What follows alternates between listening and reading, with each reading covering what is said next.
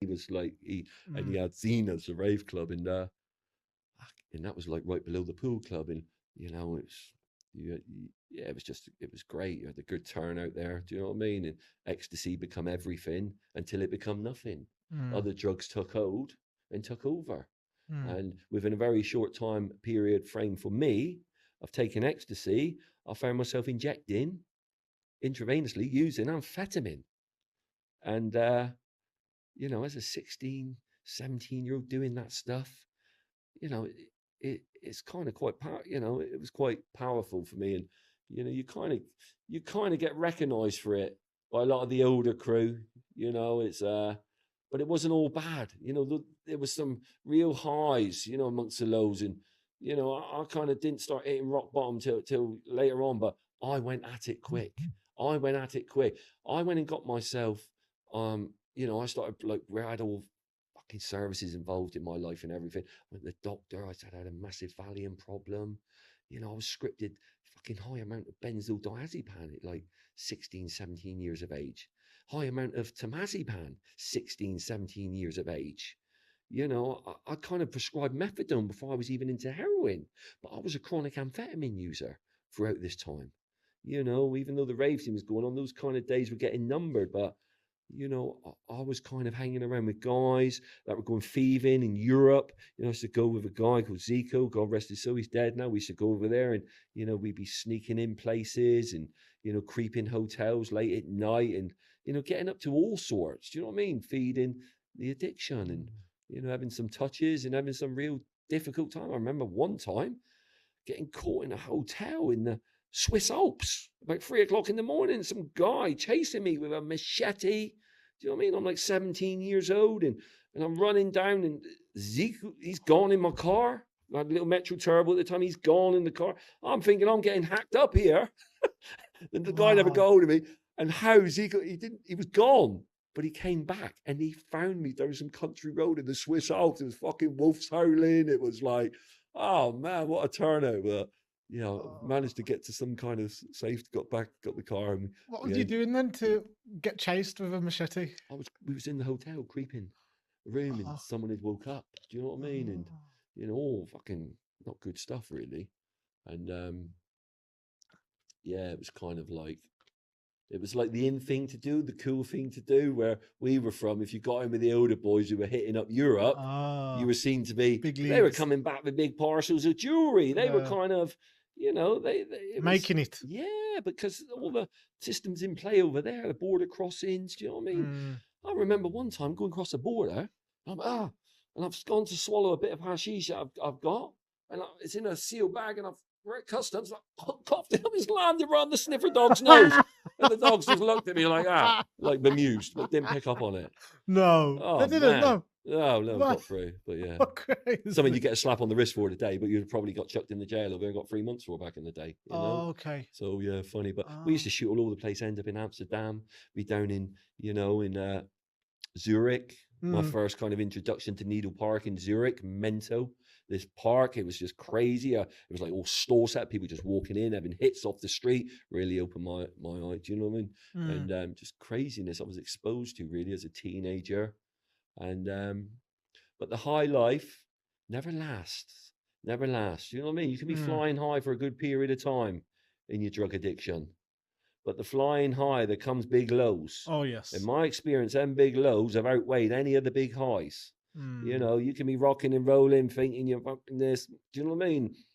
Before you know it, you're flat on the floor, and you know you're out kind of just feed an addiction that's kind of got you old, that you don't want it to have you old, and you're kind of using, and you just don't want to be using, and you know later on that's what become. Yeah, there's been, you know, I had an early kind of introduction into the recovery process. I kind of like,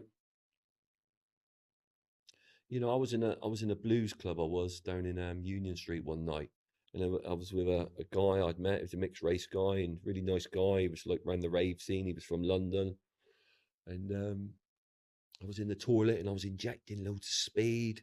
I was a really chronic amphetamine user and all, you know, scripted all these other stuff, and You know, if I could put it in my arm, I would have. Do you know what I mean? If I couldn't put it in my arm, I'd force it away to get it in my arm. You know, bad, bad. I remember dirty hits off speed, putting in congealed stuff, forcing it in. You know, I wasn't letting that stuff go. It was kind of chronic come the end, you know. And I was in this blues club, and it was all kicked off down the malt house a couple of nights before, week before, whatever, with all the swilly lot and all the TC, which was like the local football hooligans in the town, and it kicked off, and it was real heavy. A few people got really hurt, and I was in this blues club, and it all kicked off there. Poor Avril, who was managing the place, I was in the toilet injecting. I've come out, and I've just come out to a melee of violence. It was kicked off. The mixed race guy, I can't even remember his name, he got stabbed about 18 times by some of the TCE guys, and it was just like, and I was sat there, and I've just like looked around, and some of us people have the most sincere desire to stop using in the most maddest of places. And I, at a moment of clarity, I know it today, in the most maddest of places, I come out of that and I said, I don't want this no more. I do not want to be using to this extent and living how I'm living no more. Boy, was I in for a shock. I kind of went back to, I was living in Stonehurst. My mother said, my mother was so good throughout my addiction, as fear-based as I was around my father. You know, as much as the dysfunction that was going on at home, she would always have a bed for me. My mother would always have a room for me. Would never, only once did she turn her back on me, and that was one time. I remember I got arrested for I was a commercial burglary on the old AA building. It's like a shower room place down in Plymouth City Centre. But I had a warrant outstanding up in Exeter. Listen to this. This is weird. Hopefully they don't pick up on it. But what happened? I got taken into Charles Cross for about 5 days. And I was ill. Back in the day, they ain't giving you your benzos. They're not giving you no methadone. You're lucky if you're getting a bit of juice, you know, like Largactyl juice, or, you know. Hospital. They wouldn't take me to hospital back in the day. No, they would. I'll share some stuff about this in a minute. But back in the day, you weren't getting nothing. You're ill. In them police cells, you're ill. You get to see the doctor. You're lucky if you get a couple of DF118s, you know. Right. And I was on a heavy script for a teenager. They held me in Charles Cross for 5 days. I was so poorly, guys. Prison. Yeah. Jail. The police station. Our local police station. But what they done then, they took me up on an outstanding warrant to Exeter. For some other offence that I'd committed up there. I can't remember it rightly, but I can remember going into Exeter Crown Court cells. It felt like the dungeons. It felt like how I was feeling, because I was rattling off methadone. I had none for 5 days, no Valium for 5. I was ill. You know, I wasn't fitting. Do you know what I mean? How they could allow that is shocking, you know, inhumane. But that's how it was in the day. And I remember I was going into Exeter cells, and I've seen these barristers there. And I said, excuse me. I said, could you represent me? I said, I've never been in trouble in my life.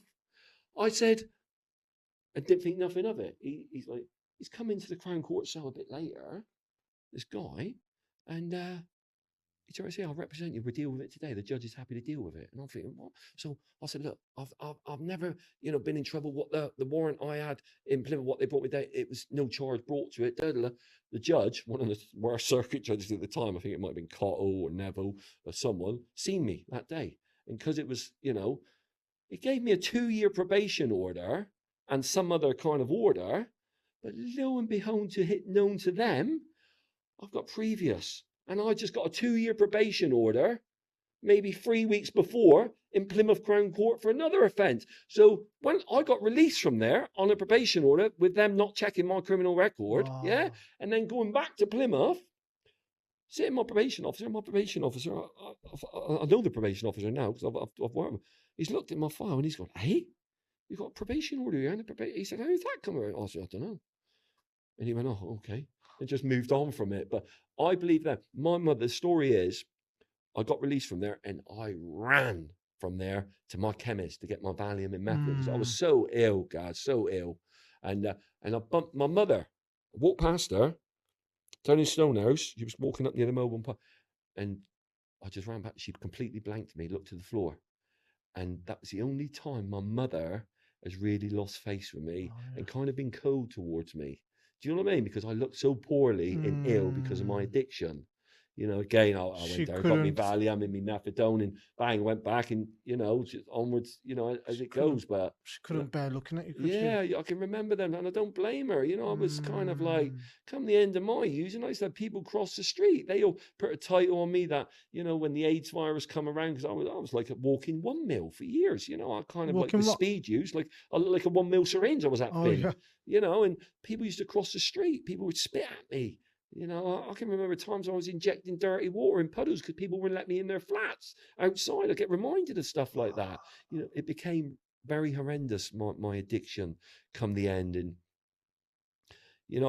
I kind of, I don't forget them dark times. I kind of know I've had a lucky escape, and there's better men than me that are kind of not living in a Mm. fruitful life today, who have perished. People that used to give me a real hard time. I used to go around with a lot of scousers when I was young. They were all down, breaking into bookies, and they would all give me a dog's life for being on, the amount of Valium I was on, and, the IV using I was doing. I can remember times waking up with my ears bleeding. Do you know what I mean? I can remember times being restrained by police in Plymouth Town Centre and pissing blood the next day because they've yanked my balls that much. Do you know what I mean? And, just kind of dismissing that kind of stuff. And, you don't forget, but you kind of, you remember this stuff. Do you know what I mean? Yeah. So when that was all kicking off at the Mm, Blues Club, mm, okay, you had that epiphany. mm, Great stuff. mm. Where did you go from there? I went back to my mother's house and I said, I'm not using no more, to myself. And boy, was I in for a shock. I remember I was in the bottom room at the time, got in there, locked it all up because I didn't want me for my father. If I went out of bed in the morning, he'd be kicking the door through, dragging me out, one of them. Do you know what I mean? And I was in there and I just tried stopping. I tried stopping of my own accord. And as you know, if you've been using benzodiazepam, you've been using methadone to mazepam, and you're you can't just stop them kind of drugs like that. You need medical supervision. Yeah, but I was adamant. That I wanted to stop. And I remember just kind of stopping and losing my mind, going into a psychotic state.